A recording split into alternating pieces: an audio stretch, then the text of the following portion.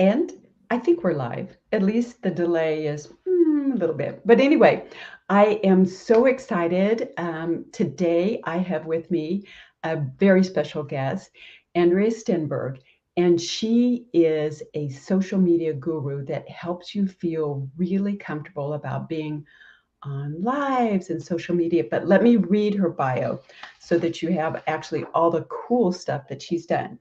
So she's considered a social media strategist, and she works with coaches and other expert entrepreneurs to help them show up, stand out, and get clients using online video, which is where we all are these days.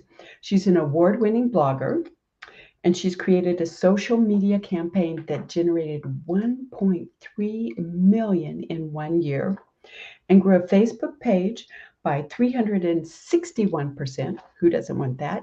In 2 months. So I want to welcome Andrea to us, to the stage, so to speak. And good morning. Good morning. Thanks for inviting me.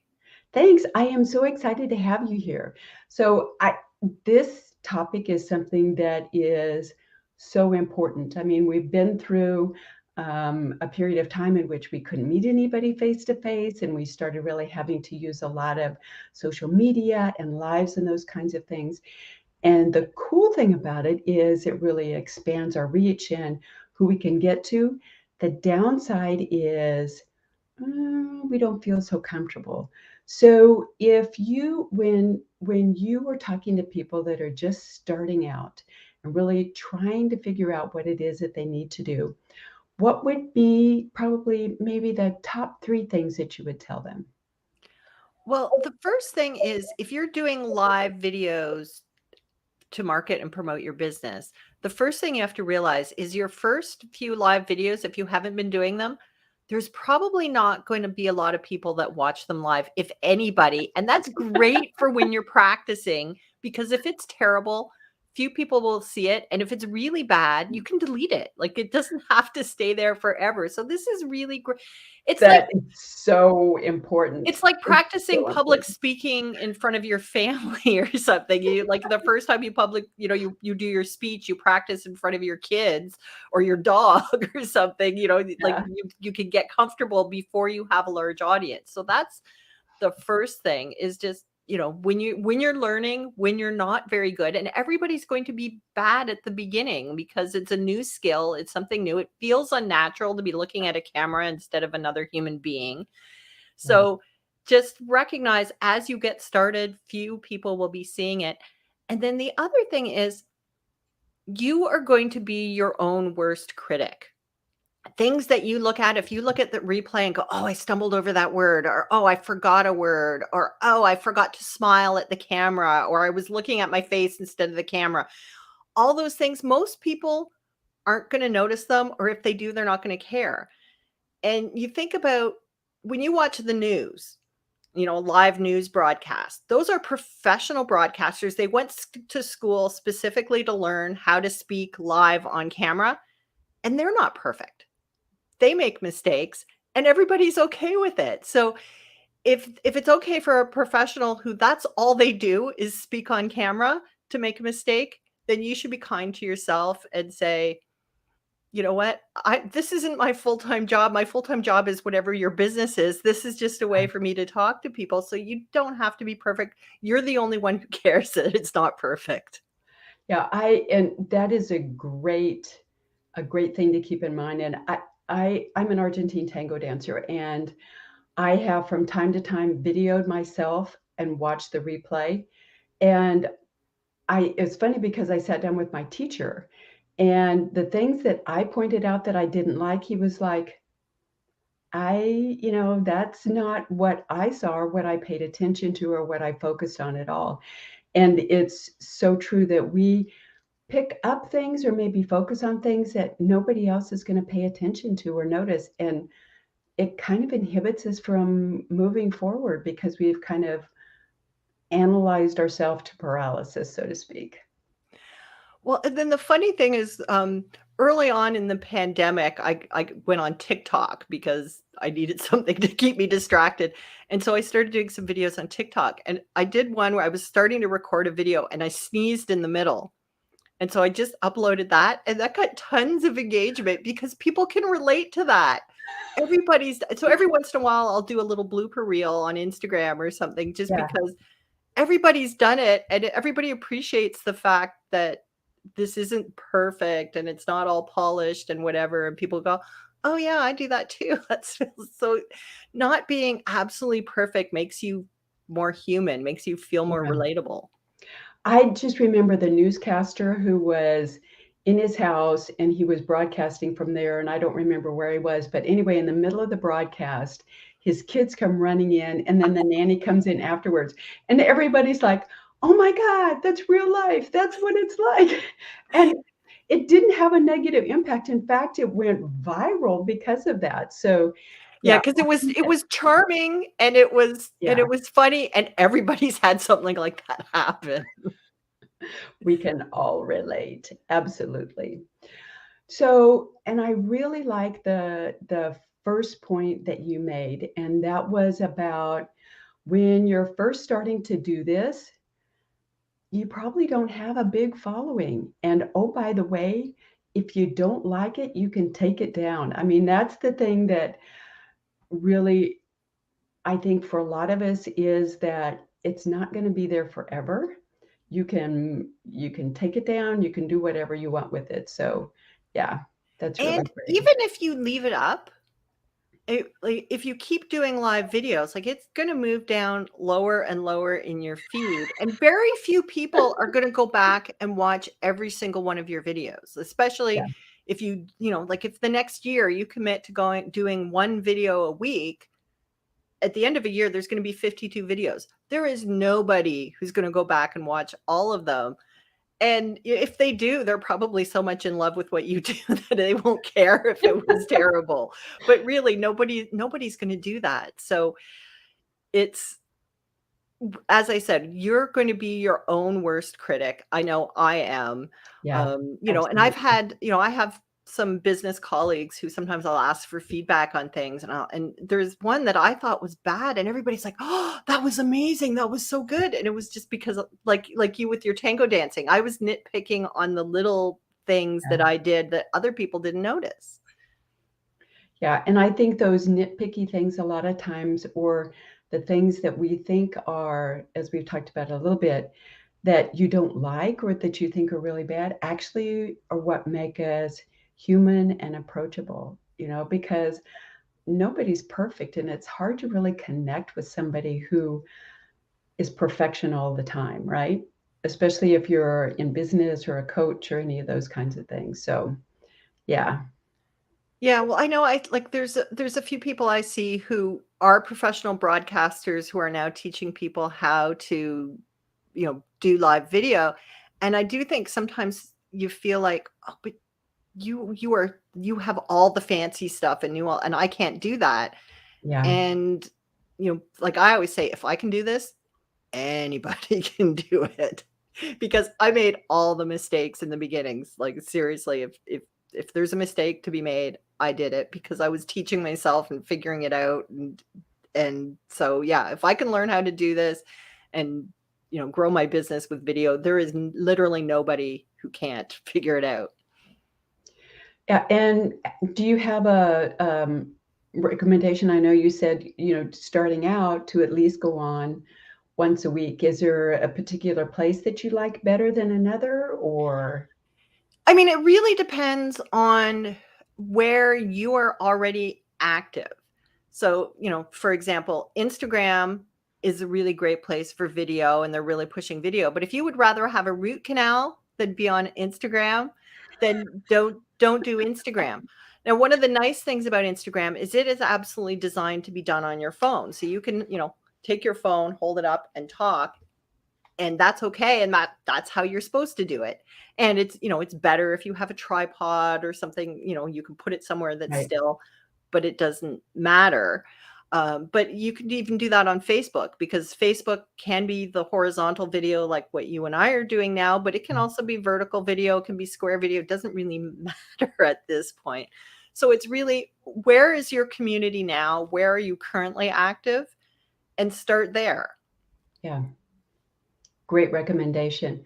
So, we've talked a little bit, and I want to kind of segue a little bit into, because we've kind of talked a little bit about where, a little bit about how often, especially when you're starting out. Is there anything else that you can recommend as far as how to feel more comfortable or confident when you're doing the lives? Well, I mean, I always tell people that I never wore makeup until I started doing video because the first I looked and went, "Oh my goodness, who's this old lady in the video?" And Yeah, thank goodness for YouTube because there's a whole bunch of videos for like women over 40 and over 50 to learn how to do makeup. So I learned how to do makeup. And I know there's a bunch of gurus saying, be yourself, be natural. And it's like, you know what? If a little bit of concealer and lipstick allows me to go on camera and feel confident, I yeah, say do it. Like, you know, that's the way it is. The other thing is when you're starting out is pick topics that are things that you know really well and can really like you don't mm, need a script, you don't need to remember things and try to keep it short at first. Be kind to yourself and maybe if you have a topic that you could talk about for an hour, plan to do 10 or 20 top videos on that topic and pick sort of 2 or 3 things, like maybe your first video, plan to go live for 3 minutes and just have say, introduce yourself, say something, tell a story about it, and then end. Don't try to get everything all at once and just go. The more the sooner you start, the sooner you'll start getting better. yeah. I remember my very first Facebook Live that I did. I spent like 2 hours getting all the lighting set up, and then I went through my closet and went, okay, what am I going to wear? What's going to look the best? Da, da, da, da, da. And then the lighting, and then I did it outside because I thought it would be great. And then the sun had changed by the time that I figured out where I wanted to be, so I had to redo all of that. I had all my stuff ready to go. It was going to be about 10 minutes. I got on. I did 3 minutes. I got off, and I'm like, oh my God, I'm exhausted. I have to go take a nap. Yeah. Well, But and it's you better don't now. necessarily need to have like a lot of fancy equipment. Like I do not have professional lighting. I have a window in that direction, and then I have a ceiling light, and I have a few other lights. Like I have a desk light. I don't shine it directly on my face. I shine it against the wall so it bounces, and I have, Yeah. I light it up. I do have to be careful because there is about an hour during the day, midday, where the sun comes directly in. And there's been a couple of times where I've scheduled something and forgotten that the sun Ah, had moved and, got half my face in bright sun and then I'm kind of like dodging the sun. But, natural light can be great. In the summer, what's great is if you can find a spot where like on a bright sunny day, but where you're in the shade, mm. because there's lots of ambient light, but you're not getting directly on your eyes. Winter is a great time to film outdoors because if it's overcast, but there's Ah. snow, the snow reflects light, so it's really quite bright. So it's, trial and error, but it's, don't expect perfection. And if you were going to spend money on anything, the one thing would be a microphone. Ah. Having better audio is important, but it's not essential. Like if you have nothing but your cell phone, get started today and then you can build up to getting a microphone, getting a webcam, getting other things. But just get started. Yeah, I think that's great advice, because um, and the other thing that I wanted to touch on just a little bit is you talk about being outside versus inside and those kinds of things. How important is it to change up the background and where you are when you're doing your videos? Um, I don't think that's hugely important. It is nice to change things up sometimes, but I think the really important thing is what's your message? What are you saying? And Mm. if the background is nice enough, like my background isn't the perfect background, but before we went on camera, we were talking about how before, early on, my office was horrible, mess of colors that looked terrible, and then I painted it white. But you can see it's actually like behind me here, there's a door, and so it's not flat. There's some texture. There's one part of my office that does have a plain white wall, and I thought that was going to be where I did videos, but it turns out it doesn't Mm. look as nice. I don't do it with my webcam, but behind me, I have some shelves on the wall with some decorative things. And when I do videos using my phone, I use that as a background. I actually did some clips with a bunch of different backgrounds and then polled my audience and said, which one do you like best? And Wow. they like the one with the shelves. But for when I'm doing, a live like this, because my webcam is connected directly to the internet, not over Wi-Fi, so I get better signal. I sit Right. here, but it's really, if it's really horrible and distracting, and my early videos were really horrible background, that's not great. But otherwise, it doesn't matter. I do sometimes will do videos just because maybe I'm out and I think I get a brainstorm and so I want to record a video while I'm out, or Right. sometimes I do like to do things a little bit different, but that's not the important part. The important part is, like, what do you have to say? That's really why we're doing video anyway, is to give people the connection. So if you have something to say, if you have a message for your audience, something that you really are excited about sharing with them, or you really feel they need to hear, that's the important part, and everything else is kind of like nice details, but it's not essential.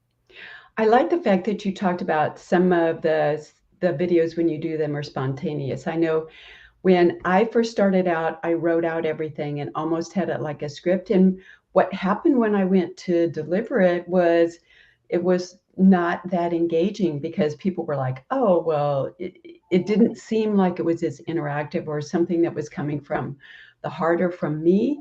It was more uh, maybe practiced or rehearsed that didn't feel as genuine. So I like that aspect that you talked And I think for those of us that are not professional broadcasters, it's really hard to read word for word and sound natural.